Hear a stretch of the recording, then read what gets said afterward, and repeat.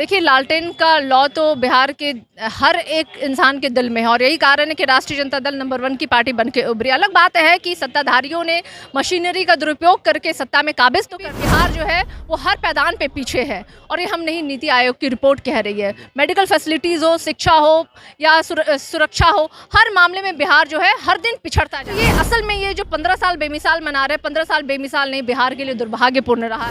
देखिए, विरोधी तो ऐसे ही परास्त हैं।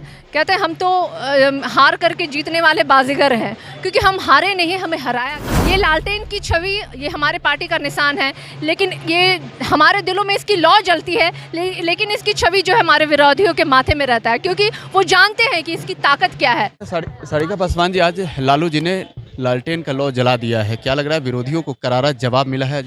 देखिए, लालटेन का लॉ तो बिहार के हर एक इंसान के दिल में है और यही कारण है कि राष्ट्रीय जनता दल नंबर 1 की पार्टी बन के उभरी। अलग बात है कि सत्ताधारियों ने मशीनरी का दुरुपयोग करके सत्ता में काबिज तो कर लिए, लेकिन हम सब देख रहे हैं कि वो पिछले 15 साल की सरकार चलाते हुए भी बिहार जो है वो हर पैदान पे पीछे है और ये हम नहीं नीति आयोग की रिपोर्ट कह रही है। मेडिकल फैसिलिटीज़ हो, शिक्षा हो या सुरक्षा हो, हर मामले में बिहार जो है हर दिन पिछड़ता जा रहा है। तो ये असल में ये जो 15 साल बेमिसाल मना रहे हैं, 15 साल बेमिसाल नहीं, बिहार के लिए दुर्भाग्यपूर्ण रहा है।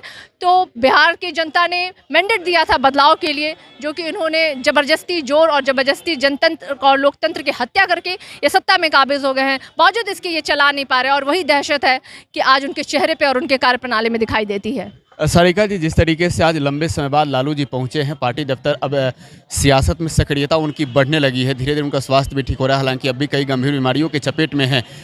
विरोधी को क्या लग रहा है, अब लालू जी की सक्रियता अगर हुई तो मुश्किल होगा जितना आगे? देखिए, विरोधी तो ऐसे ही परास्त हैं। कहते हैं हम तो हार करके जीतने वाले बाजीगर हैं, क्योंकि हम हारे नहीं, हमें हराया गया है और यही कारण हमारा मनोबल ऊंचा है और उनका मनोबल गिरा हुआ है।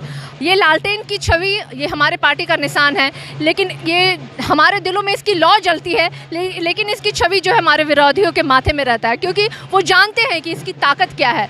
बिहार की जनता के दिलों में राज करने वाला ये चिन्ह है और लालू प्रसाद यादव जी हर एक इंसान के चहेते हैं और यही काफ़ी है उनके लिए। ये लालटेन अब जलने लगा है, लालू जी ने आज इसकी शुभारंभ कर दी है, लेकिन जेडीयू के लोग कह रहे हैं कि लालटेन युग अब खत्म हो गया है, लालटेन युग खत्म हो गया, बिजली बल्ब के जमाने आ गए हैं। मैं सत्ता पक्ष से पूछना चाहती हूँ, कितने पावर प्लांट उन्होंने बिजली में लगाया था? एक भी गिना दीजिए मुझे।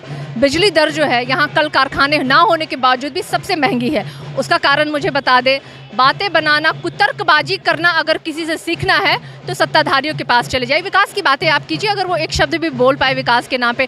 कहाँ सड़कें हैं, कहाँ बिजली है, कहाँ रोजगार है, कहाँ सुरक्षा है? मुझे तो कुछ नहीं दिखाई देता है।